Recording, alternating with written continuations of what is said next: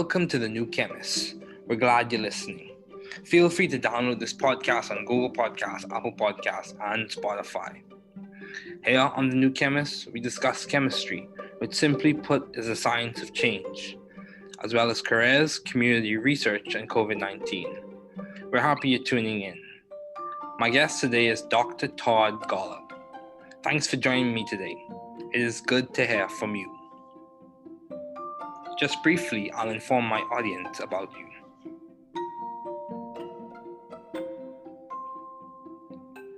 Dr. Todd Golub is a founding core member of the Broad Institute of Harvard and MIT, and serves as the Institute's Chief Scientific Officer and Director of its Cancer Program.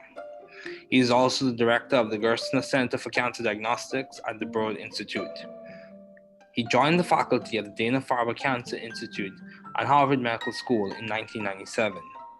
At the same time, he served as the leader of cancer genomics at the Whitehead Institute and MIT Center for Genome Research, which evolved into the cancer program at the Broad Institute, which he has directed since 2004. Dr. Golub is currently the Charles A. Dana Investigator in Human Cancer Genetics at the Dana-Farber Cancer Institute and Professor of Pediatrics at Harvard Medical School. He is the recipient of multiple awards, including the Erasmus Hematology Award, the Richard and Hinda Rosenthal Memorial Award, and the Outstanding Achievement Award from the American Association for Cancer Research, the Paul Marks Prize for Cancer Research, the E. Med Johnson Award from the Society for Pediatric Research, and the Judson Darland Prize for Outstanding Achievement in Clinical Investigation from the American Philosophical Society. Dr. Golub has served in the Scientific Advisory Board of numerous organizations, including serving as Chair of St. Jude's Children's Research Hospital and the Board of Scientific Advisors of the National Cancer Institute. Please welcome Dr. Todd Golub.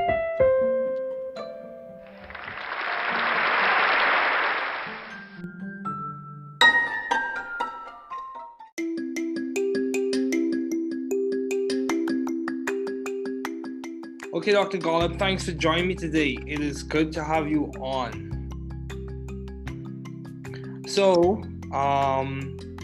given all your responsibilities and accomplishments, I thought it would be good to have you as a guest on this podcast, serving at one of the leading institutes at Harvard and MIT. So my first question for you is, what have been your long-standing interests in the field of science? Well, first, David, it's great to participate in your podcast. It's great that you're doing this, and I'm happy to be here. So I have had a long-standing interest in this interface between medicine and basic science, and that just continues to get more and more interesting as more opportunities for translating what we're learning in basic science labs into the clinic are availing themselves. It's just really an exciting time for an opportunity to have real impact of science on patients. Okay, yeah, that's good. So, along with that, in that same realm, my question to you is, given all your responsibilities and accomplishments, how do you maintain view of the bigger picture in your career and in your life in general? Like, how do you see the forests amidst the trees? How do you see the entire periodic table, even though you have to deal with different elements or whatever the case may be? How do you see or maintain view of the bigger picture, especially when you face obstacles and challenges? I think getting this balance right of the big picture and the focused details is the most important thing in science and the hardest at the same time to do. My view is that the big picture is super critical because you need the big view of where you're going and why you're bothering to go there, because otherwise, what's the point of a particular experiment if it's not taking you someplace you want to go, whether that's a concrete goal of trying to cure some disease like cancer that I'm particularly interested in, or if you're trying to go down the path of unfettered discovery to discover something that's fundamentally new. Having the big picture is critical. How do you do that? I'm not sure I have a recipe, except that the question that I like to ask myself and members of my lab all the time is, let's imagine that the experiment that you're planning now were to be as successful as you hope it will be. Okay. Will it make a difference? And will people care? In my view, the worst possible experiment or project is one that's successful in the narrow sense, but nobody cares. Nobody pays attention to it, doesn't really move the needle, doesn't impact the field. And so there we shouldn't be so excited about a project that is, successful in some way, but doesn't really advance the field. I'd rather strike out and not be successful on a really important project that has the potential to matter than do something that just doesn't make any difference. So I think trying to keep that eye on the ball on the big problem you're trying to solve and not be too distracted or demoralized when the shorter term obstacles pop up, as they always do.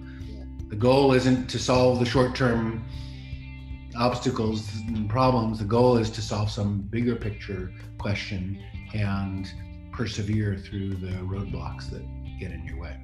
Yeah, I completely agree. Perseverance is very important, especially in this time where a lot of people are facing different challenges, even in the academic sense, with classes being in a different format from what they're used to, or in an economic sense with lots of jobs. So, along the same lines, how have you been adaptive and or creative in the field of science? You work at one of the most prestigious schools. How have you been adaptive or creative? What project that you are currently working on or have worked on, what project would you say has been like the hallmark of your creativity, if you had to label one as such? Well, I'm so glad you asked this question about creativity, because I think creativity is just at the heart of pretty much all great science, Okay. Any aspect of science. And I think that concept of creativity comes as a surprise to many. I think many non-scientists think about science as, you must be really brilliant and or have kind of encyclopedic knowledge of scientific facts, and that's what they think science is, being a master of the universe of scientific details. And I suppose that stuff doesn't hurt, but it's certainly not enough. And so I think of what's most important in science is what you said, and that's creative thinking about a new approach to an old problem. For example, really trying to think in novel, out-of-the-box kind of ways. That's just super critical. And I think, I maybe have an extreme view of this, but I think that scientists should be surrounding themselves with other creative people, non-scientists, artists, for example. So, with that in mind, I helped start an artist in residence program at the Broad Institute, where we bring in every year one or two artists who are creative in their way. They're trying to look at the world through a new lens in their way and in their own language. And so we bring them in and have them hang out at the Broad Institute and talk to scientists with the hope that creative thinking very indirectly will have a benefit on the creative thinking of scientists at the Broad. Okay, wow, that's commendable. So my question to you is along the same lines. So it's quite clear that you have been successful in terms of in the additive process when it comes to research and projects in your lab. So how do you go about coming up with ideas for research? do you like reference old literature and review the previous literature and get insight from the past, or is it just like you get a spark of insight or innovation? How do you go about coming up with new ideas for you to do research on, you and your lab? So that's an interesting question, and I don't have a process for it. Oh, good. And I would say that the steps in getting to a great idea for a new project, at least for me, tends to be kind of long and hard, and involve discarding a lot of ideas that maybe at first seemed like they were awesome, but then on further scrutiny, either by me or more commonly by someone in the lab, a postdoc or a student, and other scientists, when they press on that idea, come to discover, it's not actually a great idea, or it's a great idea in principle, but in practice, there's no way to really actualize it. Okay. So, and I think this is sometimes frustrating to people, like new people starting relatively early in their research careers, who have this expectation that, these ideas for a great project are supposed to come really easily, and you should be able to go quickly from the kernel of an idea to the execution of a project. And they get frustrated when this process of refining and pressing on an idea until you get it really right, they get frustrated when that takes time. And I think that amount of time, whatever it takes, is well worth it. Okay. Rather than rushing to just start executing on a project idea before you've really thought about its potential upside and the potential risks with it. Now, it's also an interesting question, how does that process of coming up with a great project idea relate to the past versus the future? On the one hand, if you're totally ignorant of the past, you're at risk of just doing the same experiment someone else has done and failing at it again. On the other hand, if you're too hamstrung by what's come before and you only base what you're going to do based on the next step that seems obvious given what's already been done, I think that kind of limits your scope. Okay. And so for me, most projects actually don't start with a review of the literature. They think in a completely blue sky about what might be possible in the future, and then go back and ask, okay, this seems like a really good idea. Has nobody really ever done this before? And then scour the literature to sort it out. I think that's, at least for me, a better order. Okay. Start with the big idea and then fit onto that big idea what's come before, rather than try to piece together a project based on the past. Okay. Yeah, that's good. That's good. So, I would say many people would say or argue that Harvard or MIT, those are good institutions for students to thrive scientifically and intellectually. So how have you sought, or how did you find this good environment for you to thrive scientifically and intellectually? What did it just happen through serendipity, or was it the grind or grit? How did you go about finding a good environment for you to thrive? Yeah, so I think this question about scientific environment is really critical, Okay. and maybe the most critical thing to think about.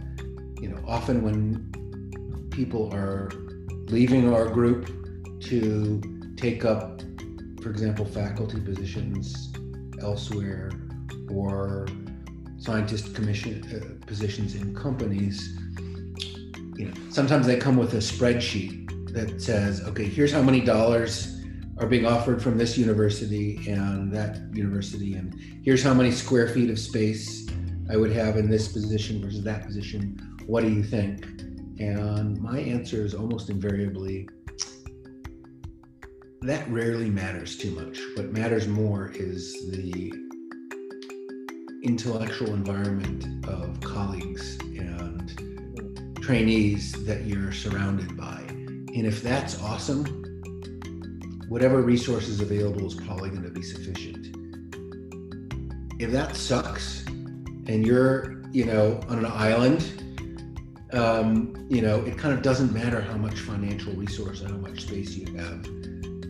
It's going to be tough going. So I think this scientific environment question of being, the environment in which there's a collaborative spirit and a critical mass of scientists who are thinking about some similar questions, but not in the identical way. That's what makes for a really ripe environment for research. And so you're right, the Boston community is pretty amazing with respect to the large number of faculty and students and trainees and other scientists in this community. And I think that makes us all better. How did I wind up here? Yeah, mostly by serendipity, but just continue to be drawn to it because of this richness of scientific discovery and curiosity and people. Okay, yeah, that's good. So, in terms of, if you had to given all your responsibilities and accomplishments, how are you maintaining a balanced life, or how do you maintain a balanced life?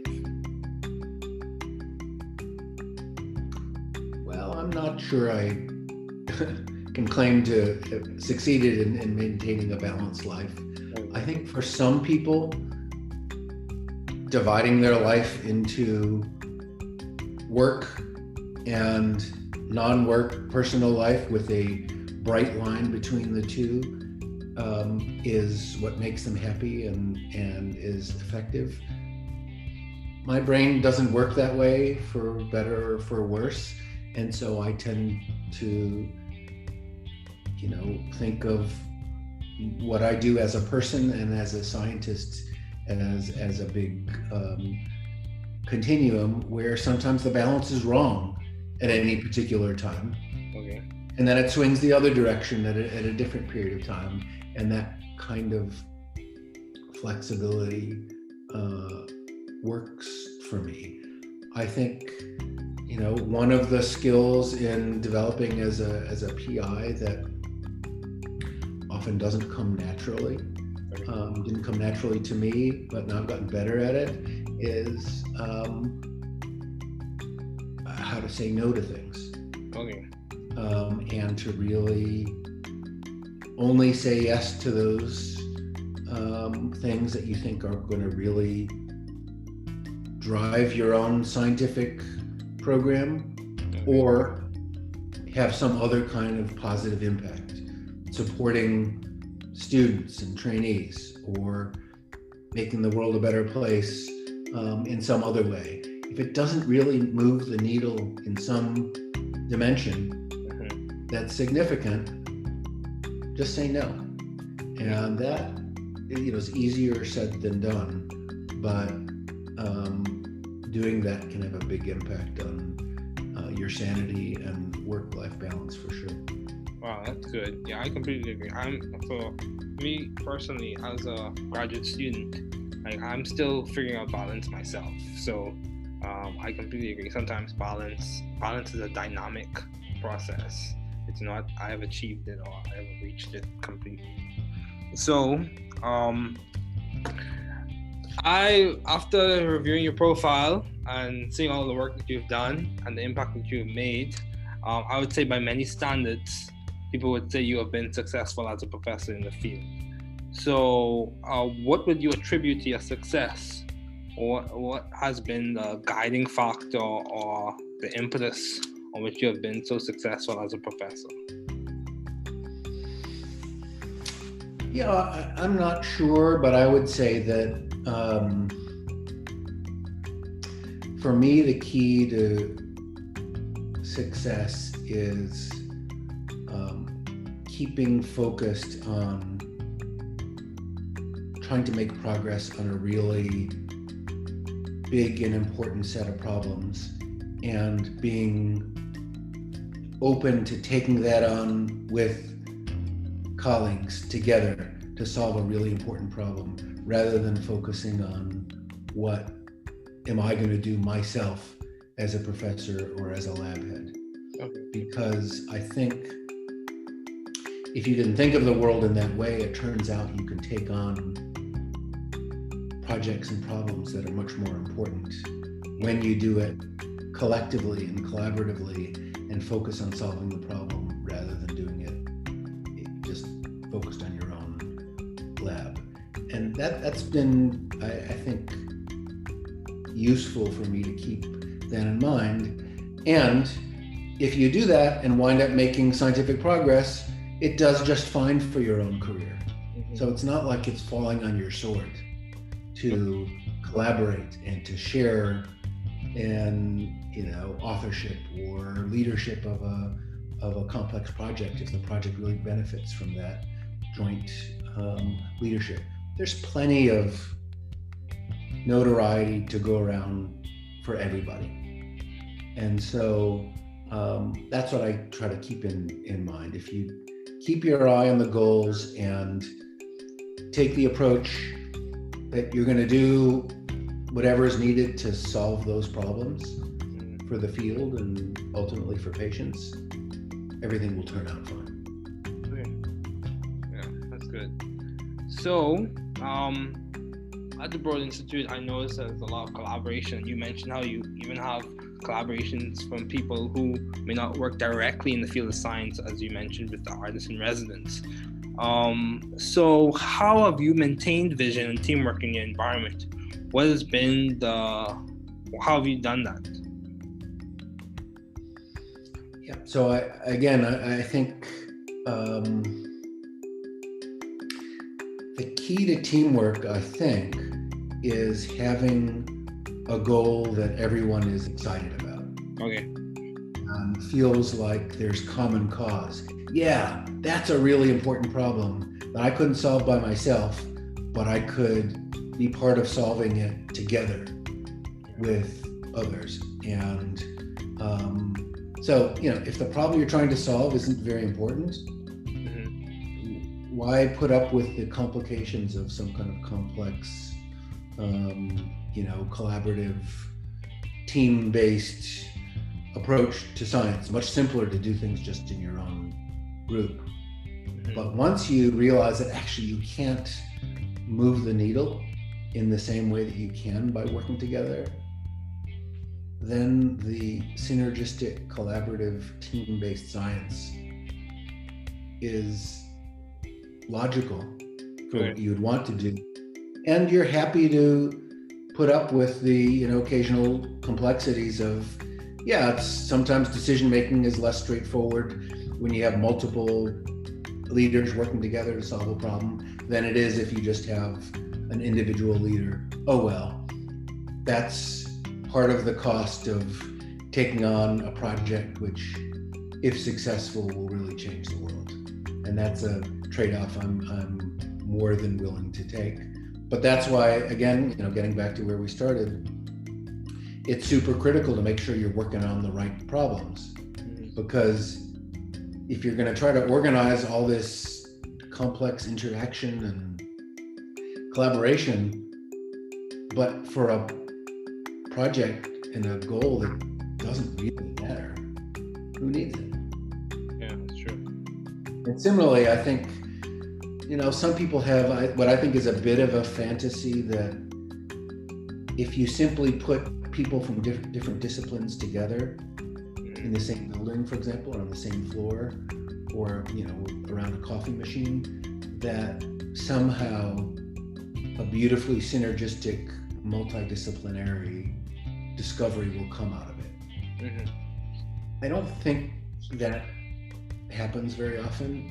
Rather, I think the way it works is that if you have a group of people that are aligned in their desire to solve a problem, and they share the view that we should bring whatever discipline and expertise and approach is needed to solve the problem, then you're well positioned to make multidisciplinary discoveries, because you're trying to solve the same problem. You're all rowing together. Okay. So, taking a shift or switching gears, why did you choose medicine as a field to do your doctoral studies in? Why did you choose to go to med school? So, like many people, coming out of college, I was torn between, should I go to graduate school? Should I go to medical school? Should I do MD, PhD? And, I was tortured by that distinction, as many are. In the end, I decided to go to medical school, trying to pack in as much laboratory research as I could as a medical student, because I decided that in the end, I was really intrigued by medical problems. I was motivated by wanting to help patients, and I like the idea of the science inside medical challenges, and that to really do that well required really understanding the nature of the problem. So I don't see patients anymore. I don't take care of patients anymore, but I'm really glad that I did medical training, because I feel like it helps me understand the problems that are really in need of solutions. It helps me understand what's feasible in a hospital healthcare kind of setting, and that's very rewarding. Because I didn't do a PhD, there are some fundamental gaps in my fund of knowledge that you could say, well, that's a handicap, and it probably is in some ways. On the other hand, sometimes focused training that can happen in a PhD puts the blinders on in a way that overly narrows a focus in a particular area. And so my possibly, naive view of science also has certain upsides in that I feel like I've had kind of an open mind to possibility, because I haven't been too constrained by, having been down an alternate path before. Okay. Yeah, that's good. Yeah, I could say a lot of people do encounter the challenge where they are pressed between or trying to decide between grad school, med school, and the PhD. Yeah, that is definitely a battle to fight. But you also did pediatrics as your residency. Why did you choose pediatrics as opposed to internal medicine or oncology or medical oncology or radiation oncology? Why did you choose pediatrics? So the honest answer is that I found pediatricians to be really nice people. Okay. And we discussed before, the environment that you're in is a really important part of work. And so I liked being surrounded by pediatricians, because I thought they were genuine, nice people, tend to have, compared to other medical disciplines, perhaps not as big an ego as others, and that kind of appealed to me. And of course, I liked interacting with kids and young families, and I liked the experience of helping young parents through really difficult emotional challenges, independent of the medicine and the science behind it. I subspecialized in pediatric oncology, and when young parents are faced with the news that their kid has cancer, that's the worst possible news most parents can imagine. And so having to break that news to them, on the one hand, was very difficult and unpleasant. On the other hand, it was one of the things that brought me the greatest satisfaction as a doctor, because if you can help a family through the darkest period for them and help them see a ray of light and help them understand something really complex and help them see that there's reason for hope without sugarcoating it, then you've really done something personally meaningful, and that brought me a lot of pleasure. And so in an ironic way, that aspect of delivering bad news is something I miss, because doing that well, I think, can be such a help to patients and families, and doing that poorly is awful. And so that was a skill I enjoyed developing. Yeah. I actually have a relative who's a pediatrician, and he echoes some of the same sentiments in that, my dad is a pediatrician. He echoes some of the same sentiments in that one of the things he enjoys seeing is how resilient children can be, even in the midst of facing those challenges with diseases and stuff like that. No, their kids are amazing, both emotionally, in what they often, unfortunately, have to endure, and medically, they're amazingly resilient. Their bodies are amazingly resilient and adaptive, and so there's also some really interesting science in there as well. I agree. So as we conclude, do you have any advice to those wanting to pursue the field you are currently working in, studying in, matriculating in?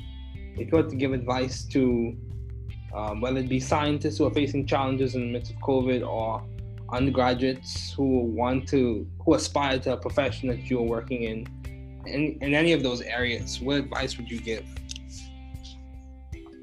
I would say that to remind everyone to think about impact. And what can you do with your life that will maximize your impact in a field, on the world, and then do whatever it takes to have that impact. If you're heading down a path that in science that feels like, even if in the short term it's successful, the impact is minimal, that's not great. And it's worth stepping back and asking, what could I be doing in a different direction that can't guarantee big impact? Because if you want guarantees, you're not going to have big impact. The guaranteed successes gives you incremental success.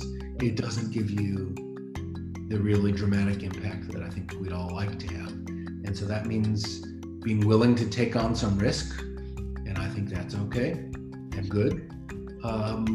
But just make sure that the potential for big impact is there, because if it's not, you should be using your talent and your brilliance and your creativity and your motivation and hard work.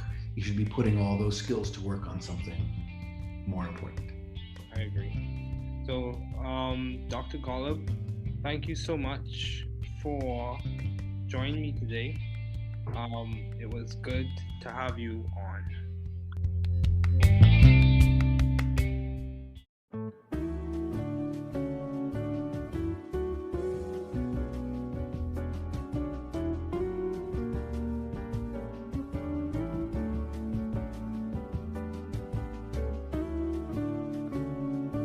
Entrevista com o Dr. Todd Golub, MD no The New Chemists Podcast. David Ferguson.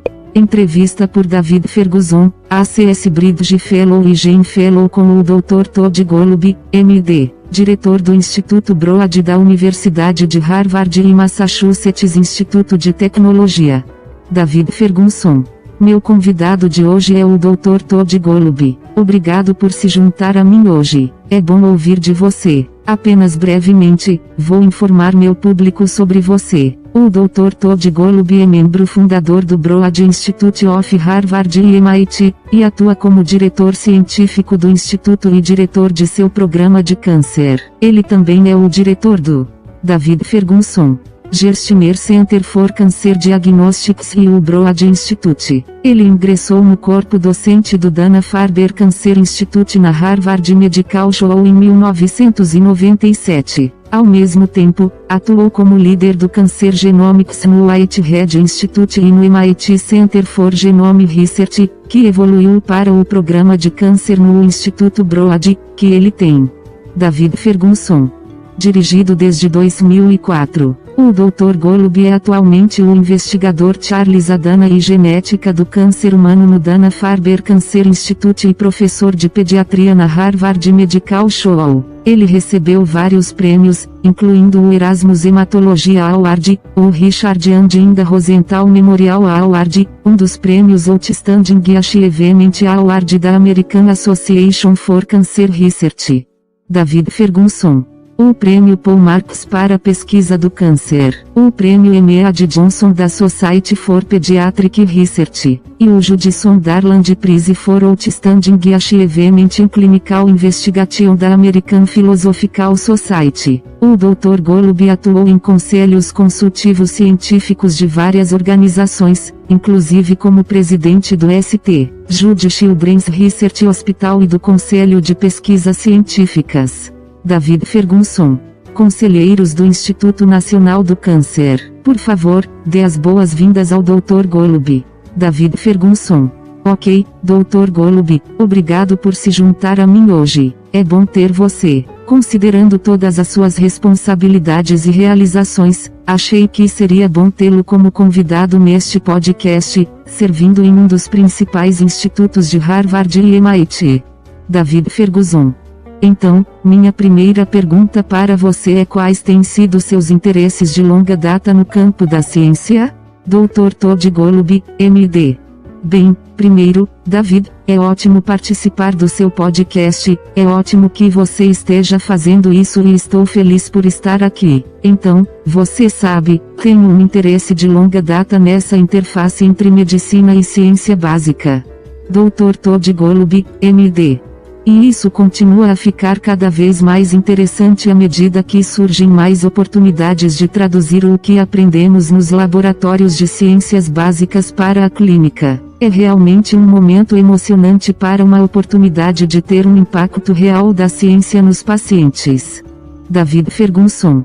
Sim, isso é bom. Isso é bom. Então, junto com isso, nesse mesmo reino, minha pergunta para você é: você sabe, dadas todas as suas responsabilidades e realizações, como você mantém a visão do quadro maior em sua carreira e em sua vida em geral? Como você vê a floresta para as árvores?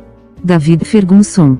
Como você vê toda a tabela periódica mesmo tendo que lidar com diferentes elementos ou qualquer que seja o caso? Como você vê ou mantém a visão do quadro maior, especialmente quando enfrenta obstáculos e desafios? Dr. Todd Golub, MD. Acho que conseguir esse equilíbrio entre o quadro geral e os detalhes focados é a coisa mais importante e a mais difícil na ciência. Ao mesmo tempo, para fazer isso, minha opinião é que o quadro geral é supercrítico porque você precisa de uma visão ampla de para onde está indo e por que está se preocupando em ir.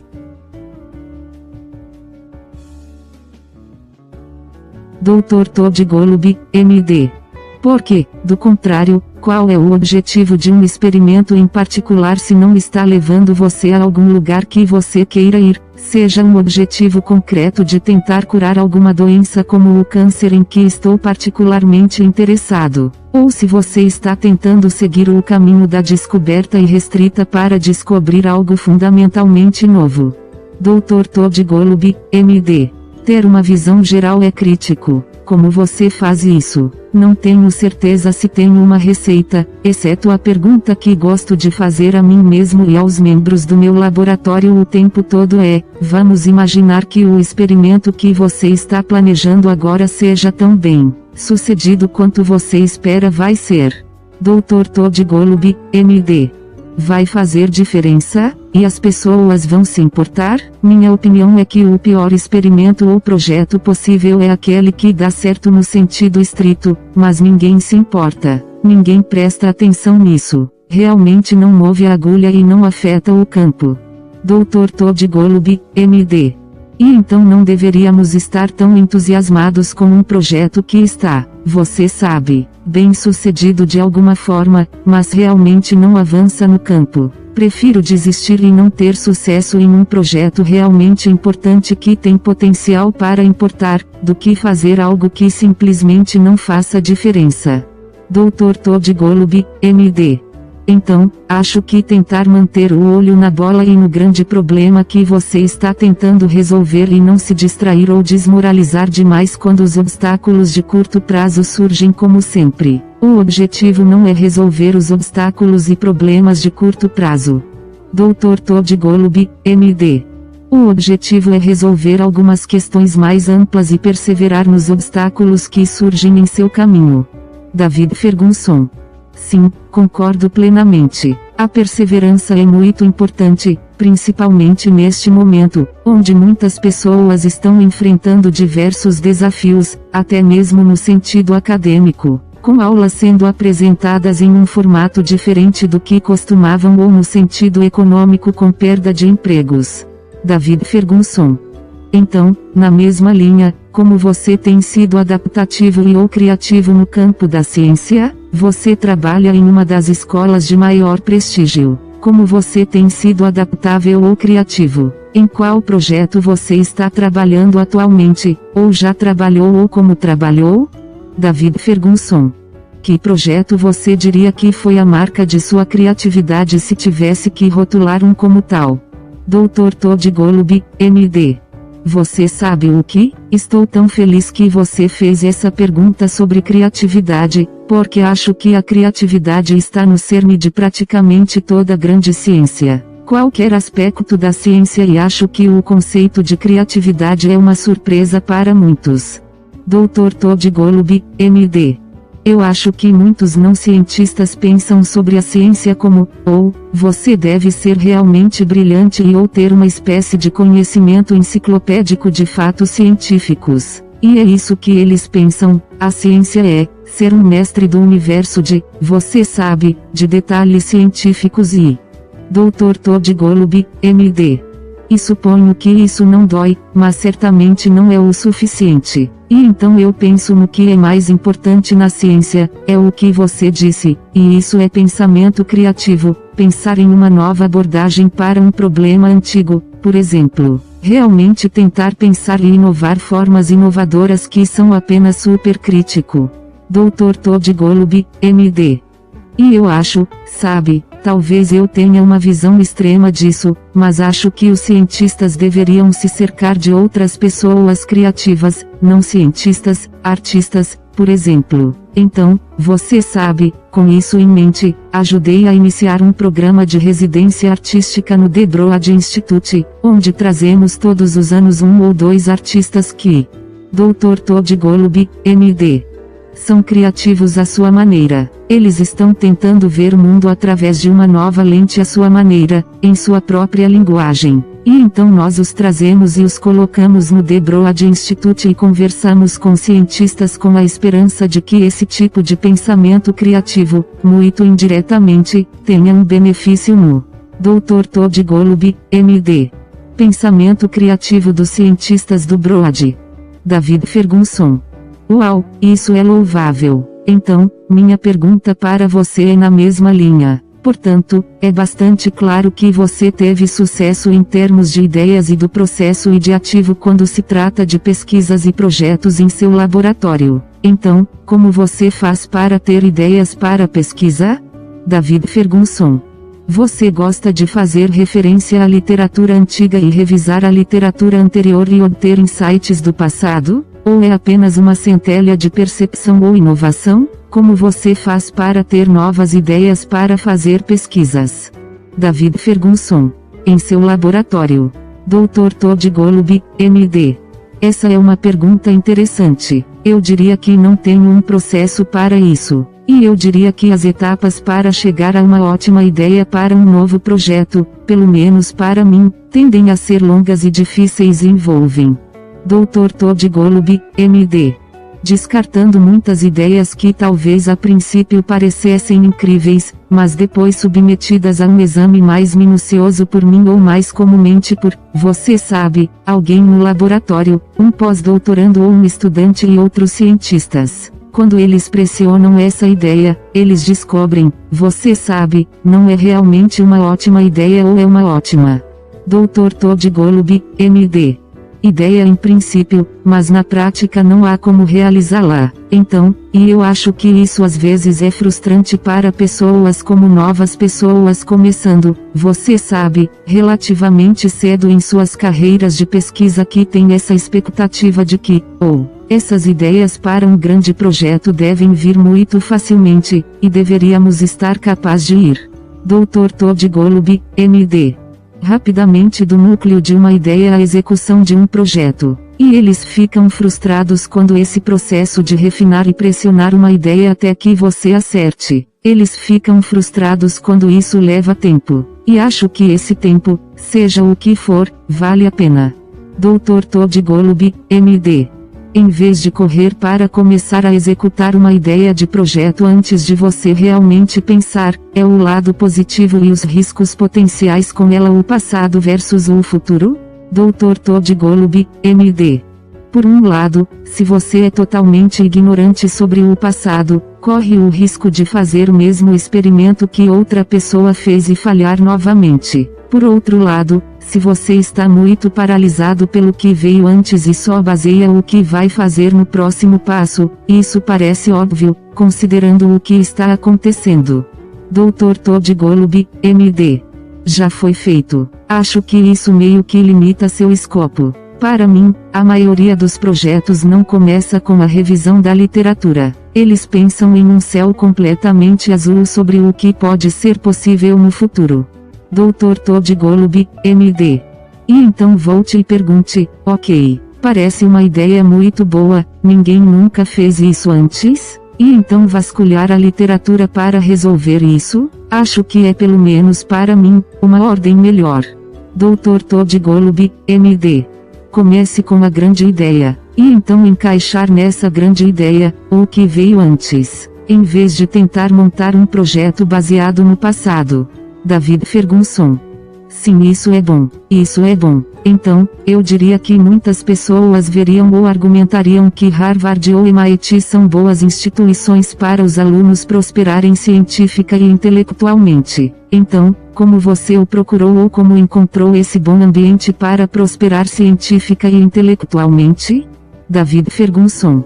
Foi acaso? Ou foi a moagem ou o grão? Como você encontrou um bom ambiente para prosperar? Dr. Todd Golub, MD. Sim, então acho que essa questão sobre o ambiente científico é realmente crítica e talvez a coisa mais crítica a se pensar. Você sabe, muitas vezes quando as pessoas estão deixando nosso grupo para assumir, por exemplo, cargos de professores em outros lugares ou cargos de cientistas em empresas, às vezes eles vêm com uma planilha que diz, ok, aqui está quantos dólares estão sendo. Dr. Todd Golub, MD.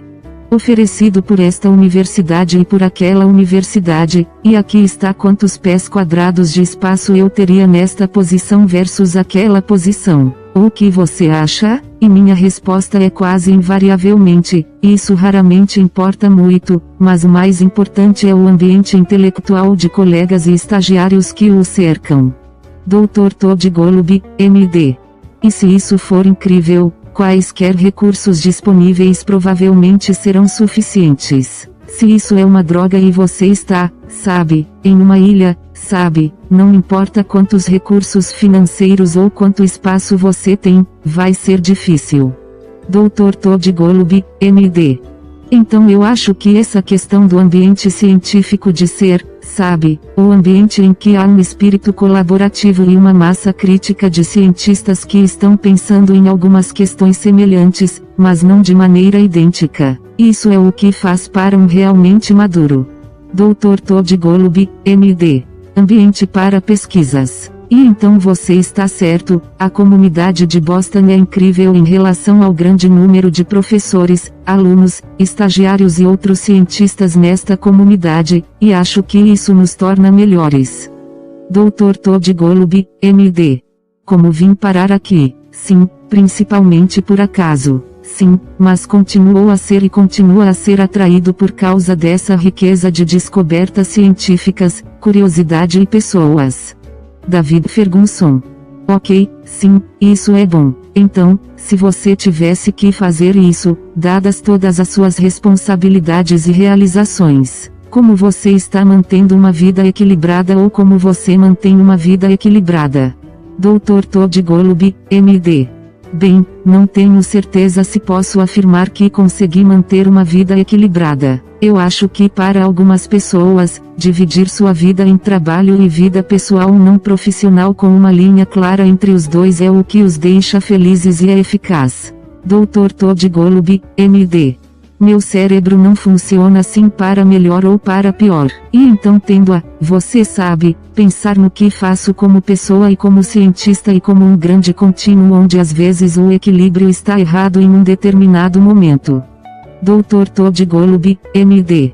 E então ele oscila na outra direção, em um período de tempo diferente. E esse tipo de flexibilidade funciona para mim. Eu acho, você sabe, uma das habilidades no desenvolvimento como um PI, investigador principal que muitas vezes não vem naturalmente ou não veio naturalmente para mim, mas agora eu melhorei nisso.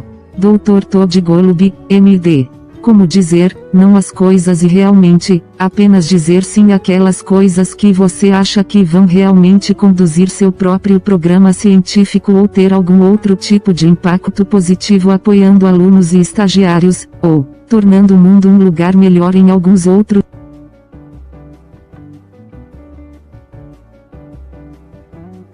Dr. Todd Golub, MD. Se realmente não move a agulha em alguma dimensão, isso é significativo. Apenas diga não. E isso, você sabe, é mais fácil dizer do que fazer. Mas fazer isso pode ter um grande impacto em sua sanidade e equilíbrio entre vida profissional e pessoal, com certeza. David Ferguson. Uau, isso é bom. Eu concordo completamente. Para mim, pessoalmente, como estudante de pós-graduação, ainda estou descobrindo o equilíbrio, então concordo plenamente. Às vezes, o equilíbrio é um processo dinâmico. Não é, eu o alcancei ou o alcancei completamente. David Ferguson. Então, depois de revisar seu perfil e ver todo o trabalho que você fez e o impacto que causou, diria que, de acordo com muitos padrões, as pessoas diriam que você teve sucesso como professor na área. David Ferguson. Então, a que você atribuiria seu sucesso ou qual foi o fator orientador ou o ímpeto pelo qual você teve tanto sucesso como professor? Dr. Todd Golub, MD. Você sabe, eu não tenho certeza, mas eu diria isso. Para mim, a chave do sucesso é manter o foco em tentar progredir em um conjunto de problemas realmente grande e importante e estar aberto para assumir isso com Dr. Todd Golub, MD. Colegas juntos para resolver problemas realmente importantes, em vez de focar no que eu mesmo vou fazer como professor ou chefe de laboratório. Porque eu acho que, se você não pensasse no mundo dessa maneira, você pode assumir. Dr. Todd Golub, MD. Projetos e problemas que são muito mais importantes quando você faz isso de forma coletiva e colaborativa e se concentra em resolver o problema em vez de fazê-lo, apenas focado em seu próprio laboratório. E acho que foi útil para mim manter isso em mente. Dr. Todd Golub, MD. E se você fizer isso e acabar fazendo progresso científico, será ótimo para sua própria carreira. Portanto, não é como se estivesse caindo em sua espada para colaborar e compartilhar e, você sabe, autoria ou liderança de um projeto complexo se o projeto realmente se beneficiar dessa liderança conjunta. Dr.Todd Golub, MD. Há muita notoriedade para todos. E é isso que tento manter em mente. Se você ficar de olho nos objetivos e adotar a abordagem de fazer o que for necessário para resolver esses problemas para o campo e, finalmente, para os pacientes. Dr.Todd Golub, MD. Tudo vai acabar bem. David Ferguson. Sim, isso é bom. Então, no Broad Institute, notei muita colaboração e você mencionou como até mesmo tem colaborações de pessoas que podem não trabalhar diretamente no campo da ciência, como você mencionou no The Artists in Residence Program. David Ferguson. Então, como você manteve a visão e o trabalho em equipe em seu ambiente? O que foi, como você fez isso? Dr. Todd Golub, MD. Então, novamente, eu acho, a chave para o trabalho em equipe, eu acho, é ter um objetivo pelo qual todos estão entusiasmados. Parece que há uma causa comum. Sim, esse é um problema muito importante que eu não poderia resolver sozinho, mas poderia fazer parte da solução junto com outras pessoas. Dr. Todd Golub, MD. E então, você sabe, se o problema que você está tentando resolver não for muito importante, por que tolerar as complicações de algum tipo de abordagem complexa, você sabe, baseada em equipes colaborativas para a ciência? Muito mais simples de fazer as coisas apenas em seu próprio grupo. Dr. Todd Golub, MD. Mas uma vez que você percebe que, na verdade, não pode mover a agulha da mesma maneira que pode trabalhando em conjunto, então, a ciência sinérgica e colaborativa baseada em equipe é, lógica, você gostaria de fazer, e você fica feliz em tolerar as complexidades ocasionais de, sim, às vezes a tomada de decisões é menos direta quando você tem vários líderes trabalhando. Dr. Todd Golub, MD. Juntos para resolver um problema do que se você tivesse apenas um líder individual. Bem, isso faz parte do custo de assumir um projeto que, se for bem sucedido, realmente mudará o mundo. E essa é uma troca que estou mais do que disposto a aceitar. Dr. Todd Golub, MD. Mas é por isso que, novamente, você sabe, voltando para onde começamos. É super crítico ter certeza de que você está trabalhando nos problemas certos, porque se você vai tentar organizar toda essa interação e colaboração complexa, mas para um projeto e um objetivo, isso realmente não importa. Quem precisa disso? David Ferguson. Sim, é verdade. Dr. Todd Golub, MD. E da mesma forma, eu acho, algumas pessoas têm o que eu acho que é um pouco de fantasia que, se você simplesmente colocar pessoas de diferentes disciplinas juntas no mesmo prédio, por exemplo, no mesmo andar ou, você sabe, em torno de uma máquina de café que, de alguma forma, uma descoberta lindamente sinérgica e multidisciplinar sairá dela. Dr. Todd Golub, MD. Acho que isso não acontece com muita frequência. Em vez disso, acho que a maneira como funciona é que, se você tem um grupo de pessoas que estão alinhadas em seu desejo de resolver um problema e compartilham a visão de que, Dr. Todd Golub, MD.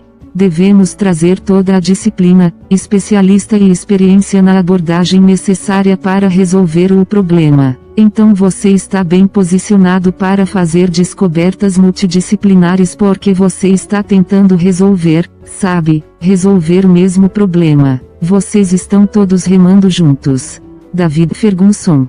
Então, fazendo um turno ou trocando de marcha, por que você escolheu a medicina como área para fazer seus estudos de doutorado e por que escolheu fazer faculdade de medicina? Dr. Todd Golub, MD.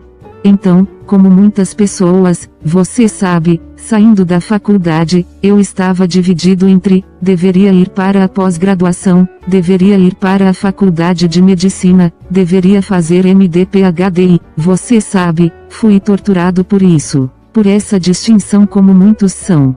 Dr. Todd Golub, MD. No final, decidi ir para a faculdade de medicina tentando reunir o máximo de pesquisa de laboratório possível como estudante de medicina, porque decidi isso no final. Fiquei realmente intrigado com os problemas médicos. Fui motivado por querer ajudar os pacientes. Dr. Todd Golub, MD. E gostei da ideia da ciência dentro dos desafios médicos e que, para realmente fazer isso bem, exigia realmente entender a natureza do problema. Então eu não atendo mais pacientes, eu não cuido mais de pacientes, mas estou muito feliz por ter feito isso, formação médica, porque eu sinto que Dr. Todd Golub, MD. Isso me ajuda a entender os problemas que realmente precisam de soluções. Entendo o que é viável em um hospital, tipo de ambiente de assistência médica e isso é muito gratificante. No entanto, como não fiz um doutorado, existem algumas lacunas fundamentais em meu fundo de conhecimento que você poderia dizer, bem, isso é uma desvantagem, e provavelmente é em alguns. Dr. Todd Golub, MD.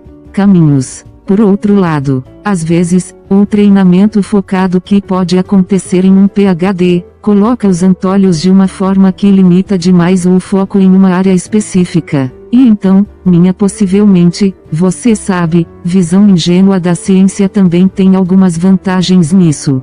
Dr. Todd Golub, MD. Eu sinto que tenho uma mente aberta para possibilidades porque não tenho sido muito constrangido por, você sabe, ter seguido um caminho alternativo antes. David Ferguson. Ok, sim, isso é bom. Sim, eu poderia dizer que muitas pessoas encontram um desafio onde estão escolhendo talvez entre pós-graduação, faculdade de medicina e MD, PhD. Sim, isso é definitivamente uma batalha para lutar. No entanto, para sua residência, por que você escolheu pediatria em vez de medicina interna, oncologia, ou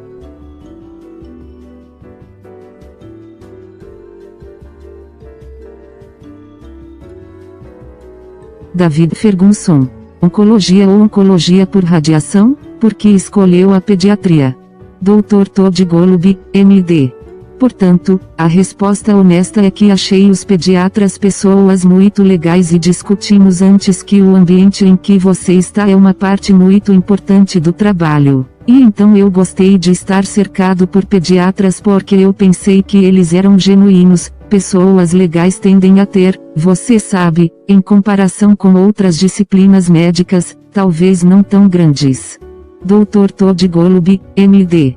Um ego como os outros, e isso meio que me atraiu. E, claro, gostei de interagir com crianças e famílias jovens e, você sabe, gosto da experiência de ajudar pais jovens a enfrentar desafios emocionais realmente difíceis, independentemente da medicina e da ciência por trás disso. Dr. Todd Golub, MD. Sabe, eu me especializei em oncologia pediátrica. E você sabe, quando os pais jovens se deparam com a notícia de que seus filhos têm câncer, essa é a pior notícia possível, você sabe, a maioria dos pais pode imaginar, e então, ter que dar essa notícia a eles, por um lado, foi muito difícil e desagradável. Dr. Todd Golub, MD. Por outro lado, foi uma das coisas que mais me trouxe satisfação e como médico, porque se você pode ajudar uma família no período mais sombrio para eles, e ajudá-los a ver um raio de luz e ajudá-los. Dr. Todd Golub, MD. Entender algo realmente complexo e ajudá-los a ver que há motivos para esperança. Sim, sem adoçar, então você realmente fez algo pessoalmente significativo e que me deu muito prazer. E assim, de uma forma irônica, esse aspecto de, você sabe, dar más notícias é algo que sinto falta, porque fazer isso bem, acho que pode ser. Dr. Todd Golub, MD. Uma ajuda dessas para os pacientes e familiares e fazer isso mal, sabe, é horrível. E essa foi uma habilidade que gostei de desenvolver. David Ferguson. Sim, na verdade, tenho um parente que é pediatra, Dr. W. Ferguson, MD, pai, e ele expressa alguns dos mesmos sentimentos nisso. Sim, meu pai é pediatra. Ele repetiu alguns dos mesmos sentimentos, e uma das coisas que ele gosta de ver é como as crianças podem ser resilientes. David Ferguson.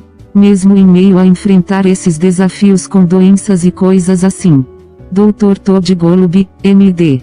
Você sabe, Seus filhos são incríveis emocionalmente e o que eles infelizmente têm que suportar e, você sabe, clinicamente, eles são incrivelmente resistentes e seus corpos são incrivelmente adaptáveis. Você sabe, então também há alguma ciência realmente interessante lá.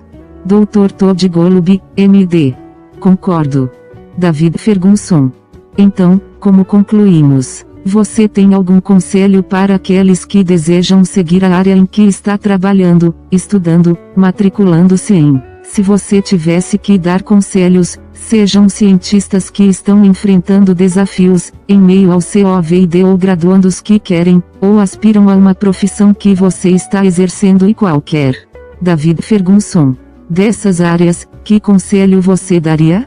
Dr. Todd Golub, MD. Eu diria isso para lembrar a todos que devem pensar no impacto, como, o que você pode fazer com sua vida que maximizará seu impacto em um campo no mundo? E então faça o que for preciso para ter esse impacto se você estiver seguindo um caminho. Dr. Todd Golub, MD. Que na ciência, isso parece, mesmo que a curto prazo seja bem sucedido, o impacto é mínimo, isso não é ótimo, e vale a pena recuar e perguntar o que eu poderia estar fazendo em uma direção diferente que não garantisse grande impacto? Dr. Todd Golub, MD. Porque se você quer garantias, sabe que não vai ter um grande impacto. Os sucessos garantidos lhe dão sucesso incremental. Não dá a você o impacto realmente dramático que eu acho que todos nós gostaríamos de ter. E isso significa estar disposto a assumir algum risco. Dr. Todd Golub, MD. E eu acho que está tudo bem, mas apenas certifique-se de que o potencial para um grande impacto esteja presente, porque, se não estiver, você deve usar seu talento, brilhantismo, criatividade, motivação e trabalho duro. Dr. Todd Golub, MD. Você deve colocar todas essas habilidades para trabalhar em algo mais importante. David Ferguson. Concordo. Então, Dr. Golub, muito obrigado por se juntar a mim hoje. Foi bom ter você. Gravação original para a entrevista realizada em 2020 no The New Chemists Podcast.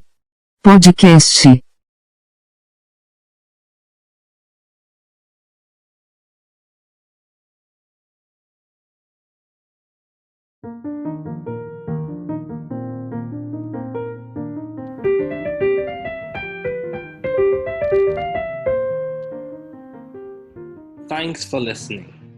We're glad you were able to tune into this podcast. Once again, this is The New Chemist, where we discuss chemistry, which simply put is the science of change, as well as the other sciences, careers, community, research, and COVID-19. Thanks again for listening. Note, the views on this podcast represent those of my guests and I.